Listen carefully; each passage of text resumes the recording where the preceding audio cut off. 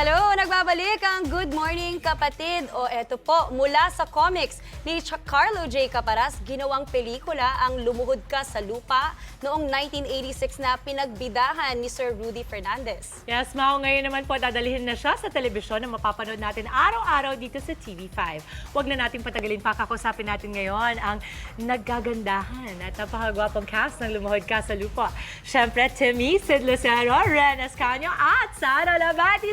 Good morning! Good morning! Good morning! Grabe, you all look so good. Grabe, no? Buti din kinaya yung gumising ng maaga. O sakto lang itong ganitong oras ng gising for you guys. Oh, I love this. Really?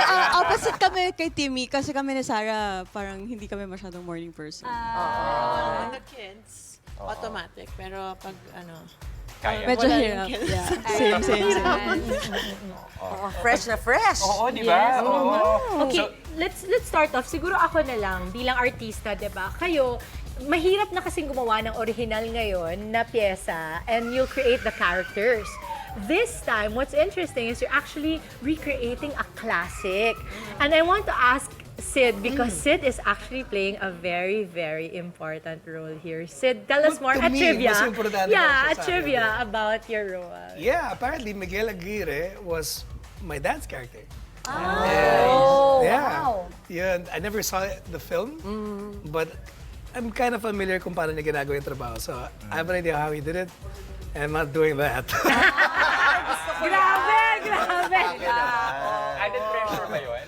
No, not at all. Parang more wings nga eh. Parang I have more room to play. So, mas masaya. Maraming freedom.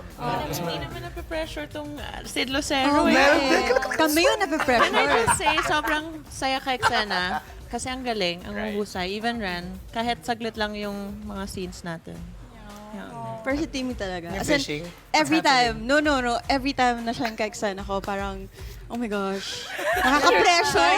Ang haba ng hair mo. Saan pala nanggagaling yun? Hindi yung buhok dyan, ah. Hindi. Pero know. si Sarah ba, ano ba, meron bang konting adjustments? This is your first time going back to acting eh. I think the adjustment is more like a mental adjustment, like me being away from my kids has been kind of difficult, but you know, work is work and I get to provide for my kids. I get to do a fun job. So, adjusted naman, I'd say. I know, I love watching you. She's got a lot of give. Wow. Expound, bakit what do you mean, a lot of gift? What do you mean by that? No, because it's a give and take thing. I can't do it alone. And kung pader kasama ko, walang nangyayari, di ba? So what do you love most about Sarah when you're acting with her? Oh, she plays it up as if she's like, oh, I don't want to do. It's been so long. I don't know if I can do it. Pero the more you give, each is gonna give back even more. That's why it's great. She's a Parang hindi siya trampoline. nagpahinga, right? No, Parang, masaya talaga parang ka-eksena hindi siya to. nagpahinga at all. Hindi, kasi nasa ka-eksena yan. Like, with Timmy, madalas kami magka-eksena. Isang tingin ko lang sa kanya, na ang dami kong nakukuha. So, Same. Yun pa lang, marami na makukuha. ang ganda ng eksena namin. You know, I'm very, very excited for everyone to watch our show, Lumuhod Ka sa Lupa. Yun. Ren, what's your role here? My role is Jane Rosario and journalist siya dito. Aha, Yes. kabaro. So, medyo nanood ako online kung paano yung tamang posture, pagsasalita ng mga journalist, kung paano sila kumilos.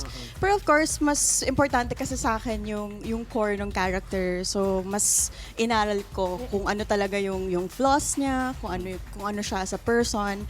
And medyo magkakaroon ng love triangle. So, parang yan naman ang gusto may ng ganong mga angle. Pinoy. So, Pero yung mga characters dito, Ren, and Sarah and Sid also, parang hindi sila yung black or white, yung parang gray, Gray, kumbaga. yes. Totoong tao. Yes. Oo. So what do you think it is about Sid's character that we will love and what is it that we will hate? oh my gosh. For me, kasi actually, Personal ba, Mami, yung tanong sa character? Actually, yung mga first few taping days namin, hindi ko masyadong... Okay lang yan, relax. Kami lang to. Hindi kami masyadong magka-extend na together kasi silang dalawa ni Sarah yung magkasama. Pero lately, kami yung magkasama. So parang, ako, siguro kung sa totoong buhay, and then makikilala ko si Miguel Aguirre, parang hindi ko siya ganun ka-i-hate. Kasi parang, you know what, na-realize ko. Kasi parang kahit ako bilang tao, gagawin ko din yung mga dapat kong gawin just to achieve my goals. Parang kuminsan yung mga ginagawa mo dahil Except sa pangangailangan. except siguro yung mga part na kailangan mong abangan. Kung ano yung mga ginawa niya dito, abangan. I'm curious, etong version nyo ngayon ng Lumuhod Ka sa Lupa, how different do you think it is from the version from 1986? Meron bang pagkakaiba or medyo the same naman talaga ang atake nyo? I personally haven't seen any of the movies before. I asked Tita Jackie Lou if I should watch it, and she said no. Which, of course, I didn't watch any of the movies, but siguro yung relatable na mga bagay-bagay are, for example, pagka-usapang law, mga batas sa show, I think doon makaka-relate yung luma at yung bago. I don't know. And I guess, dito kasi sa bagong version, pinagsama yung mga veteranong artista and then mga fresh faces sa industry.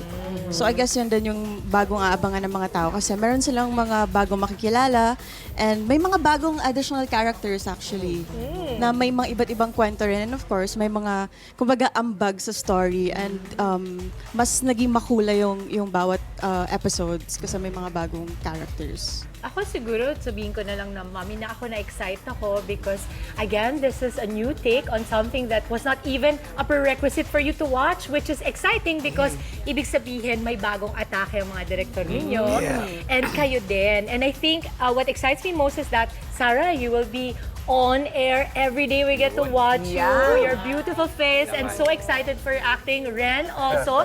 But again, Vita Talk of the Sid Lucero. Tingnan mo, si Ren, kontrabida si Sid dito pero na-love na niya a true mark of a great villain. Kasi, making them love you more. Okay, imbitahin na natin sila dahil nahihimatay na si Sid sa sobrang basa ng kamay niya.